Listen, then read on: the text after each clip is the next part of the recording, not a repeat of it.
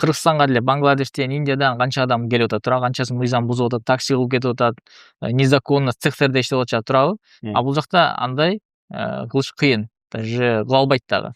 Ар бир система бул жака келгенден бери көрдүңүз туурабы, аэропорттон келгенде көзүңүздү ачтыңыз. Ал басма тил айын деп коет. Мындай айтканда, сиз мамлекетке кирип, кайсыл жерде жүрөсүз, кайсыл жака барып атасыз, баардыгы сизде контроль болуп турат. Булардын саны аз болгон үчүн өтө күчтүү иштеген именно иммиграционный тараптардан дагычы. Мыйзамды бузуш почти нереально. Бул жакта өзү эме деп санын айтып калдыңыз, өзү канча сан жашайт ушул? Бул жакта жалпы Эмиратта 12 миллионго жакын адам жашайт. 12 миллиондун 1 миллиону араб. Мындай айтканда местный локал арабтар. Эми элестетиңиз, 1 миллион араб, 11 миллион чет эл көлүктү өзүнүн мамлекетинде башкарып атат. Эми бул невозможно башкарышчы. Бирок кантип башкарат? Анткени системага түшкөн жумуш. Кыргызстанга деле Бангладештен, Индиядан канча адам келип атат туурабы, канчасы мыйзам бузуп атат, такси кылып кетип атат, незаконно цехтерде иштеп атышат туурабы. А бул жакта андай кылыш кыйын, даже кыла албайт дагы. Кантип 1 миллион адам 11 миллион адамды башкарып жатат? Система.